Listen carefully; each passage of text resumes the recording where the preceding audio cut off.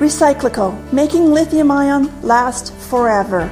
Recyclical's patented recycling process achieves up to 100% recovery of battery metals from lithium-ion batteries for electric vehicles, including cobalt, lithium, nickel, manganese, and aluminum. Recyclical Battery Materials Incorporated trades on the TSX Venture AMY, on the OTCQB AMYZF, and Frankfurt ID4.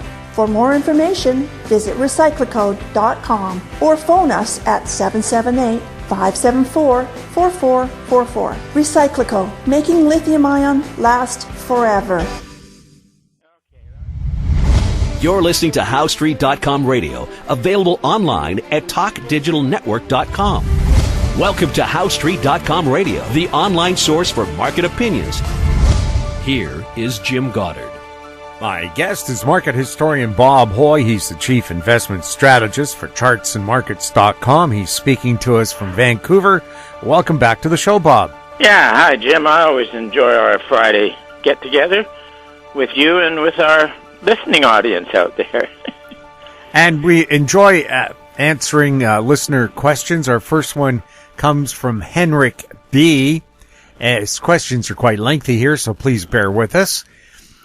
I believe Bob's been forecasting the post-bubble contraction in which gold stocks significantly outperform SPX for close to 15 years. What's SPX? Standard & Poor's. Okay. And had it not been for the global money printing post the 2008 crash, this scenario would have materialized back then. Okay, now let's stop there. Okay. The 2008 was a fabulous boom in commodities. And then that was repeated with an almost fabulous boom in commodities in 2011. That does not complete when the action is mainly in commodities. It's not a financial bubble. It anticipates the financial bubble about a decade later, and that completed a year ago, January, February. So it's on schedule, and we can continue. Henrik says, I personally believe it's always good to question one's investment thesis and not to be too married to a belief. So in that context, what makes Bob certain that the post-bubble contraction in which gold stocks will outperform the Standard & Poor's for a considerable number of years will happen now? Let me finish on this one. This is lengthy. Yeah. Yeah, the decade. You get a great bubble a decade later. And then within that, in the final year of the great financial mania, copper's real price goes up, and it did. Gold's real price goes down, and it did.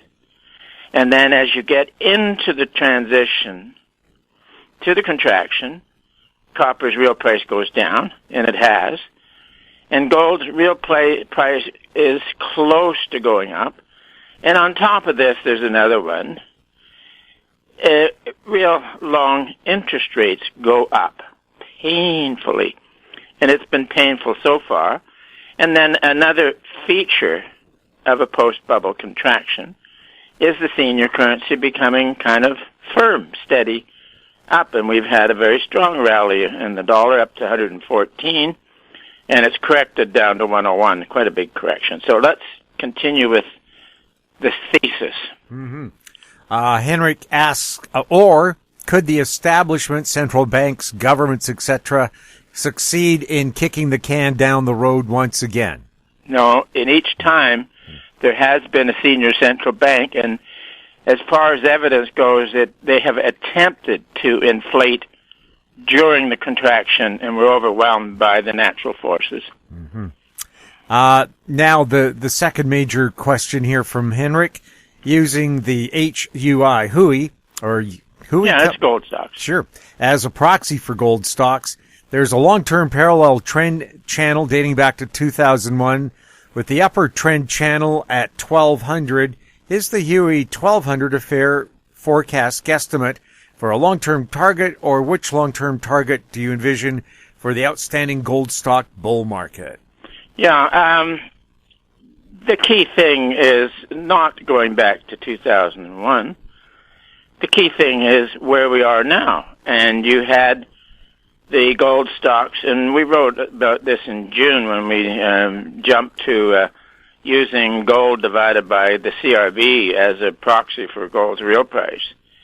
And that study in June called for a low for the gold stocks in October, November, and essentially they bottomed in that period. And then would work their way into a lengthy bull market. So the point is not 2001, it's what's happening in the last year. And we did have a mighty washout in the gold stocks, and the advice was to accumulate.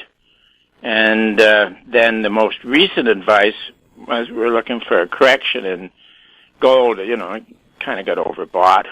But the advice on gold stocks is to buy the dips, and we'll continue with that. Mm-hmm. Now, he also asks any guesstimate on whether it'll take 5 or 10 years or longer to reach the top for the HUI. Yeah, it's out there. In each post-bubble contraction, you've had the business cycle, the 3 to 4 year business cycle comes and goes, and that influences the action in the Standard & Poor's or the action in gold stocks. But the main thing is, on the rallies, we'd expect the gold stocks to outperform the Standard & Poor's, and you get a couple of quarters of that happening, and then you're going to get some equity fund managers who would not normally position golds. They'll have to get in because it's a high-performing sector. It's going to be fun to watch. Hey, this has been a terrific essay, plus questions, Henrik. Thanks a lot. Our next question comes from Jessica from Canada, that tiny little nation. Yeah. Jessica asks, hello, Jim and Bob. Thanks for taking time each week to share your wisdom. Bob, you mentioned the global elitist madmen are set to fail in their totalitarian plans. I wonder what that process looks like for the rest of us and how long it would take to play out. Some friends of the show talk about World War III coming. What are your thoughts on the remainder of this decade and what it might look like? Thank you, Jessica from Canada. Very good. Yeah. The first part is it's been an authoritarian experiment, and my definition of when it goes totalitarian is when the governing classes grant themselves the privilege of state murder. Fortunately, we're not there yet. But what happens is that another line of use is that it is in your face and in your wallet government. And folks are getting fed up. So what's going to happen on the next... Well, we think that the recession has started, but it is not painful yet. So when it gets painful, then the folks are going to take a look at the evil, which is intrusive governments, and begin to move against it. So it's a reform movement of excessive politics, and they have happened before. Now, the question about World War III, I doubt it. There's a horrendous conflict, as we know, between the great powers in Ukraine. But I think as Russia goes broke and realizes it's broke, and also realizes that Putin's judgment on that, when he first started a year ago, he thought he'd have control of the political capital within 2 weeks, and he misjudged it. And then his judgment is still bad enough that he can't back out. So, but when they run out of money, then he could be deposed or something like that. So, but a World War III, no, I don't think so. Our next question comes from Justin in Berkeley, California. Justin says, over the years, Bob and Ross have used the gold-silver ratio as some kind of credit spread proxy to predict credit distress. It seems like it has been moving a bit since late January. Is it time to Irish goodbye the markets? That's leaving a party quietly, not alerting the host, usually when the party is lame. Oh, I like that. I've not seen it described as an Irish goodbye, but... Oh, no, not the Irish goodbye. You just creep out. Ages ago, I was at some parties like that. Yeah, the gold-silver ratio is an amazing ratio, and we've used it the other way around, like the silver-gold ratio, when you're in a great boom. And silver does, in a boom for gold and silver will outperform gold. Now, it was a long time ago when we came up with this one, is that you do a momentum thing, the RSI, the weekly RSI, on the silver-gold ratio. And in April of 2011, at that huge party, with great convictions, that weekly RSI got up to 90. So we had known from research years ago that the only other time it ever got to 90 was in January 1980, in that insane global speculation in precious metals. So that's what gave us the out on the sector mania then. The opposite didn't quite work for us recently, but as I said, in answer to a previous question, we did expect the lows in the gold sector in October, November, and we accumulated on that. So So, anyways, the Irish goodbye, and the fact that the gold silver ratio is a credit spread. All you have to do is observe it, and we labeled it that, called it the metallic credit spread. Now, we're looking at the gold silver ratio, and it has been rising lately, and if it does a major jump in here, it will signal the next credit distress coming along. Maybe that might be after mid-year, but we watch it closely every day. And thanks for the question. We'll have more with Bob Hoye right after this. Don't miss out. Stay informed. Receive the HowStreet.com weekly recap with thought-provoking podcasts, radio, and articles delivered to your inbox. Sign up for the HowStreet.com weekly recap on our homepage at HowStreet.com. Welcome back. We're speaking with Bob Hoye. Bob, some of the headlines that caught your attention today. The first one, central bank gold reserves chart second highest increase since 1950. Hey, that's something different going on, isn't it? Like Ike. Yes. The reason for it is, I'm guessing, of course, not having any personal contacts with central bankers anymore, the central bankers, for the first time in history, I guess, took an enormous hit in the bond market. They were long bonds up the yin-yang, and then you had a fabulous crash in bond prices. So that was a shock to the system. And then they're buying gold, some of them are. But going way back before the age of modern economics, it was given that a central bank reserve was gold and nothing else. Maybe some short-term stuff occasionally, but essentially a gold reserve. And it works wonderfully well because it limits the amount of credit and currency that a central bank can issue. Of course, the central bankers say that the gold standard restricts their ability to manage the economy, but they don't manage the economy. They just recklessly push out credit all the time. And in one decade, the commodities fly, and then in another decade, financial assets fly, and then they all crash. Headline, giant commodity trader faces massive losses after missing nickel fraud uncovered. What's the story there, Oh, Bob? yeah, there was a huge manipulation in the nickel market, so suddenly there appeared shortages and it spiked straight up. Everybody went crazy about nickel. But in previous periods, like in the 1873 bubble, it was associated with a really good market for copper. And in the U.S., the major copper miners and smelters got together and had sort of a cartel going, and then they all ended up long copper, and then the markets crashed because you went into a post-bubble contraction. And Barings, the major London merchant bank, helped out for quite a few years.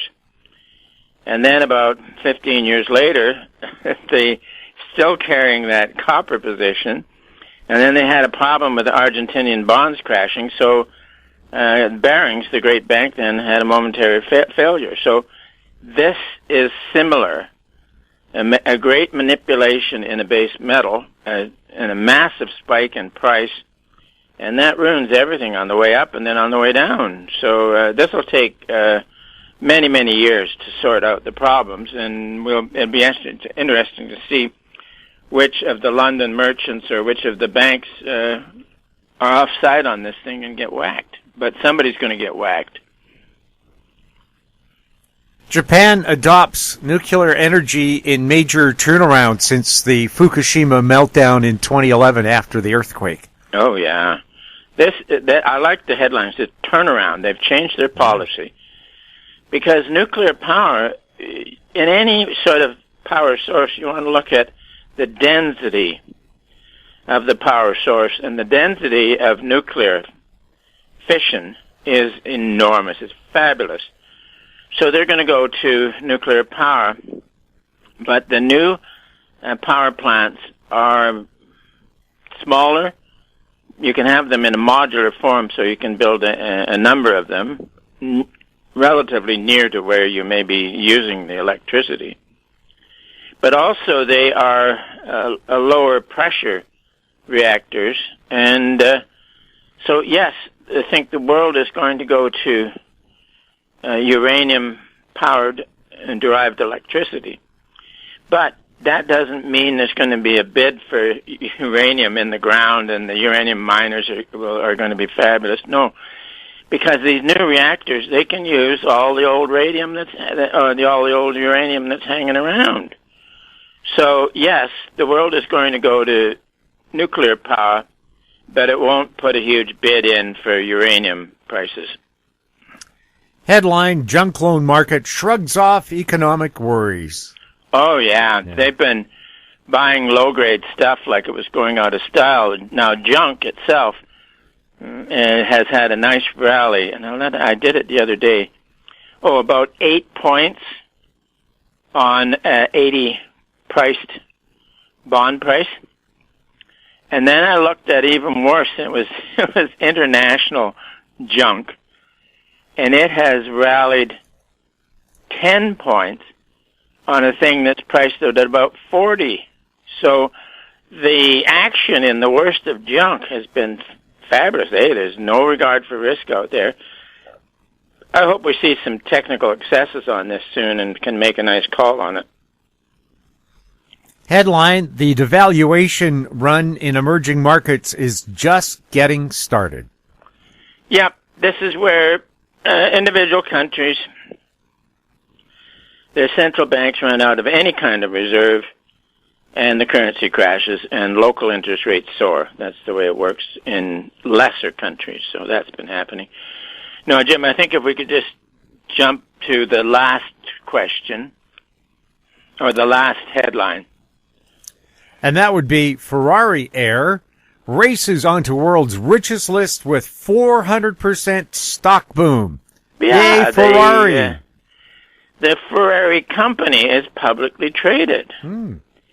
And it's been on a production boom where the newer models are selling quickly and at some very high prices. So, but I kind of liked it. I'm an old car nut from way back and pleased to see that somebody's making some money out of it. Now, the other thing is older collector item Ferraris from the early 1960s. The 1962 or 63 GTO. I think the last price I saw on one of those was something like $58 million for one car, which is incredible. And you go back to the late 60s, so a 1962 car. In the late 60s, that would have been an old, no longer competitive race car. So you might have been able to buy one of those for $5,000 or $6,000. Now it's $58 million. I love the action. It's great. Yeah, well, my 944 Porsche, there aren't a lot of those models around anymore because after a while they became cheap and high school kids wrapped them around telephone poles. They didn't know how to handle the power. I like the 944. I think that's a great car. It looks great. And it goes great. I didn't have the turbocharged one because I just thought it burns out your engine faster. I never got a the speeding. handling on that one was really the suspension and everything set up nicely. Yes. I never owned one, but I did admire the car. The handling was great. I never had a speeding ticket because I didn't speed in it. I just got to the speed limit quickly and safely, and the handling was superb. I got to tell you about getting pulled over for driving too fast, coming down from Whistler one time in a long straightaway, and the Mountie pulled me over, and he looks in the window and he says, "Well," he says, "we got you for over 100 clicks in an 80 click zone." And he looked like a nice guy. So I said, "Officer, you may have got me for speeding, but thank goodness I wasn't going fast." And he did a double take. And he says, "That's a good line, but you're going to get the ticket anyways." Yes, it's like in Montana, they had to put speed limits on, otherwise they'd lose their highway funding from the federal government. So speeding tickets in Montana, when I was young, $5. Wow. Bob, thank you so much for chatting with us. Yeah, Jim, good to be with you, and looking forward to next week. My guest has been market historian Bob Hoye. He's the chief investment strategist for chartsandmarkets.com. As you heard, Bob loves to answer your questions. You can send them to info@howstreet.com. Our YouTube channel is Talk Digital Network. Find us on Twitter @HowStreet. We're also on Facebook. I'm Jim Goddard. Thank you for listening. Comments made on HowStreet.com radio are an expression of opinion only and should not be construed in any matter whatsoever as recommendations to buy or sell any financial instrument at any time. Available online at TalkDigitalNetwork.com. HowStreet.com radio is a production of HowStreet Media Incorporated.